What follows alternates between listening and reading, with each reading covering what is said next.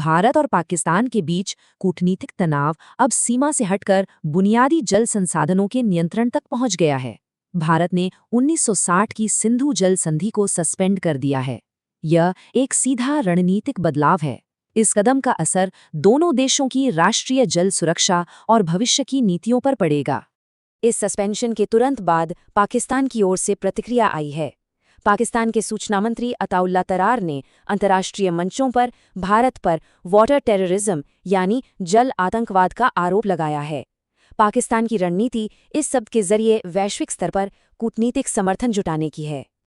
पाकिस्तान का तर्क है कि भारत पानी को एक हथियार के रूप में इस्तेमाल कर रहा है और इसे अपनी सरकारी नीति बना चुका है। इसी दावे के आधार पर पाकिस्तान अंतर्राष्ट्रीय समुदाय से सीधे हस्तक्षेप की मांग कर रहा है। पाकिस्तान ये साबित करना चाहता है कि भारत एक तरफा तरीके से अंतर्राष्ट्रीय संधि का उल्लंघन कर रहा है। इस संधि का इतिहास देखना आवश्यक है। 1960 में वर्ल्ड बैंक की मध्यस्थता से ये समझौता हुआ था। 1965 से 1999 के बीच 3 युद्ध और कारगिल संघर्ष के दौरान भी ये संधि लागू रही, लेकिन 2025 के पहलगाम आतंकी हमले के बाद भारत ने अपनी पुरानी नीति को रोक दिया और संधि को अनिश्चित काल के लिए सस्पेंड कर दिया। भौगोलिक स्तर पर इस संधि का ढांचा समझना जरूरी है। ये समझौता 6 नदियों को 2 हिस्सों में बांटता है। 3 पूर्वी नदियों रावी, ब्यास और सतलुज का नियंत्रण भारत के पास है।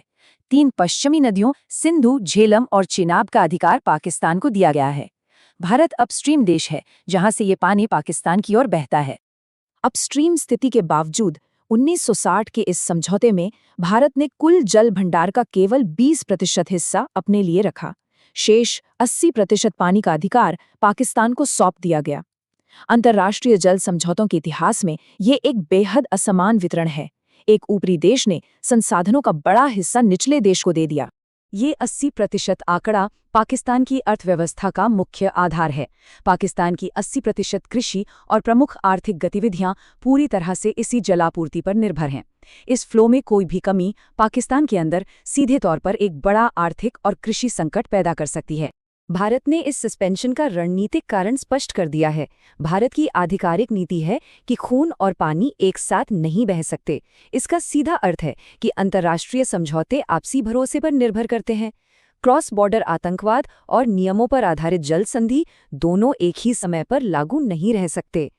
इस बदलाव के बाद पाकिस्तान अब इंटरनेशनल कोर्ट ऑफ जस्टिस यानी ICJ के हस्तक्षेप की मांग कर रहा है। यह पाकिस्तान की एक सोची समझी कूटनीतिक रणनीति है। इसका उद्देश्य विवाद का अंतर्राष्ट्रीयकरण करना है और वैश्विक मंच पर भारत को अंतर्राष्ट्रीय कानून का उल्लंघन करने वाले देश के रूप में प्रोजेक्ट करना है। लेकिन कानूनी ढांचे का विश्लेषण बताता है कि सीधे ICJ में जाना मुमकिन नहीं है। इस संधि के अंदर विवाद सुलझाने का एक निश्चित मैकेनिज्म है। इस प्रक्रिया का पहला चरण परमानेंट इंडस कमीशन है, दूसरा चरण न्यूट्रल एक्सपर्ट का हस्तक्षेप है और अंतिम चरण कोर्ट ऑफ आर्बिट्रेशन है। इस सख्त ढांचे के कारण सीधे अंतर्राष्ट्रीय अदालत में अपील करना असंभव है। इस बिंदु पर दोनों देशों की रणनीतियों का अंतर बिल्कुल स्पष्ट हो जाता है।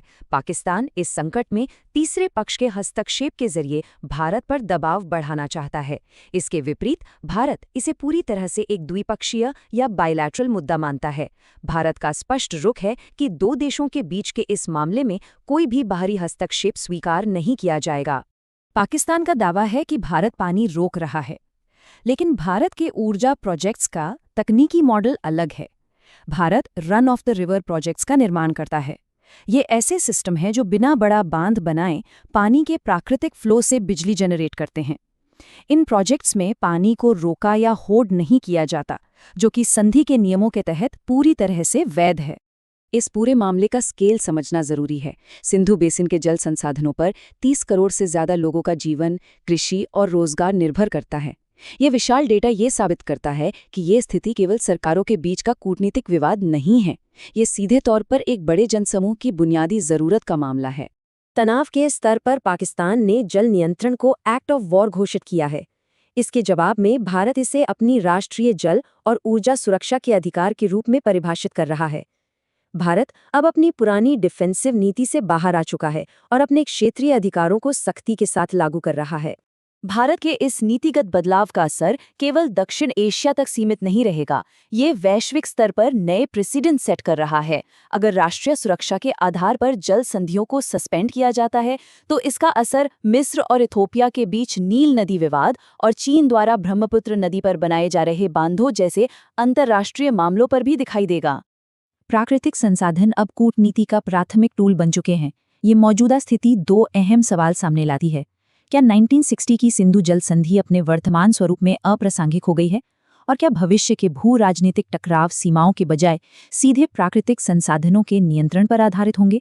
इसके नतीजे ग्लोबल ऑर्डर का नया स्वरूप तय करेंगे।